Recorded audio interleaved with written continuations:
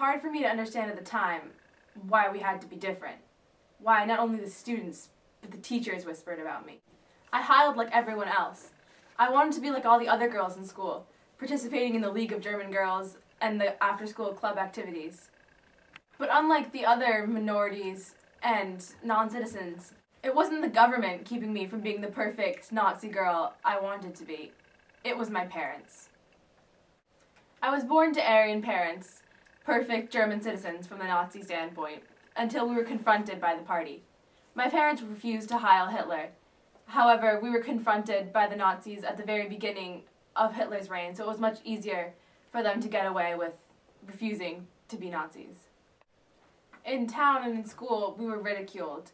Our friends refused to stay in contact with us. Everyone was afraid to associate with us. I remember very distinctly feeling so confused. Why did my parents feel the need to put us through this? What did we have to lose from joining the Nazis, joining our friends and family on the other side?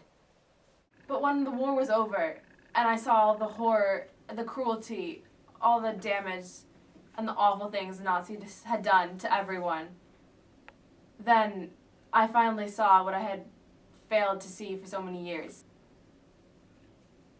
I had made myself blind to all the awful things, and I finally understood that my parents were the brave ones, no matter what the other people whispered. I had been so lost in myself, what I felt and what I needed, that I had completely missed what was right in front of me. I wish I could see them again and tell them how much I respect their decisions and how much I wish I could be like them.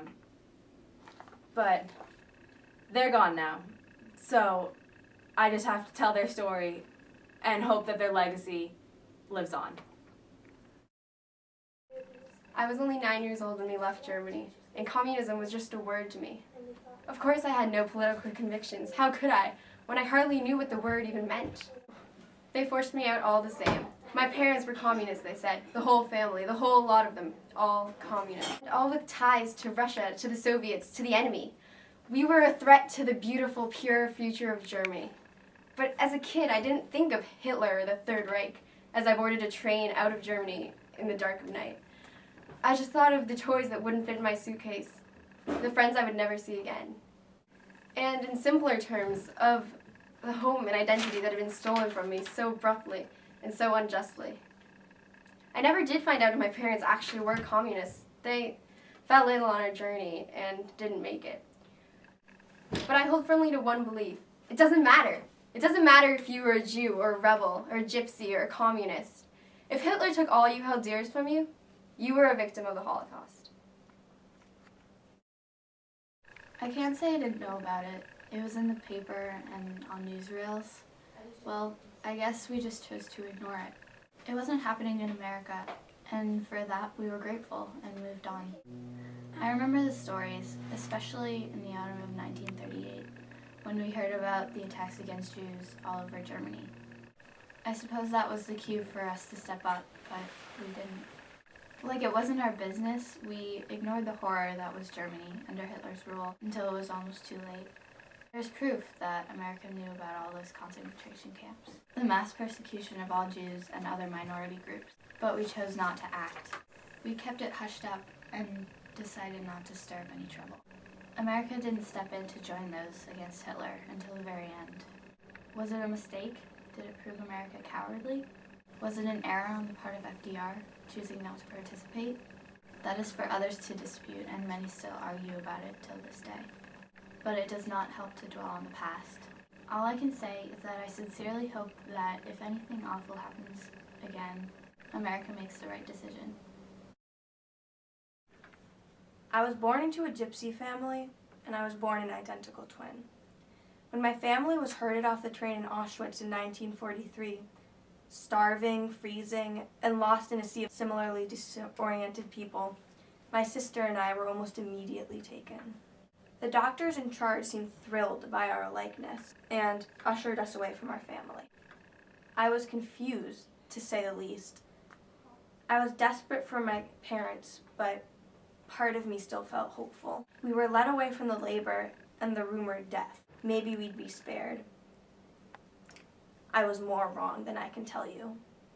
The Nazis had, at the time, authorized medical research to be done on twins.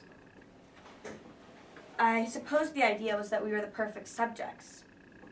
They could compare results based on our similarity. The concept behind racial genetics was sick and twisted. The motives even sicker. The doctors were given license to maim and kill subjects. And I will, to my dying day, remember the glint in the doctor's eye. These were truly the faces of mad scientists, but this was the real thing. One doctor in particular, Dr. Joseph Mengele, I've heard became infamous after the war for his crimes against humanity. I am not certain, but I believe it may have been him who scouted my sister and I that first day. He was known for his obsession with twins. Rumor has it he was spotted off duty in the selections, picking out new twins for his medical subjects. One of the most notorious stories, and for good reason, is how he would take eyeballs out of murdered subjects to further research for eye pigmentation. My sister was killed during the experiment, and I stayed in the labs at Auschwitz until 1945 when they were liberated. I will never understand what could motivate a human being to treat other human beings the way they treated us. They considered us subhuman, dumb creatures that couldn't think or communicate.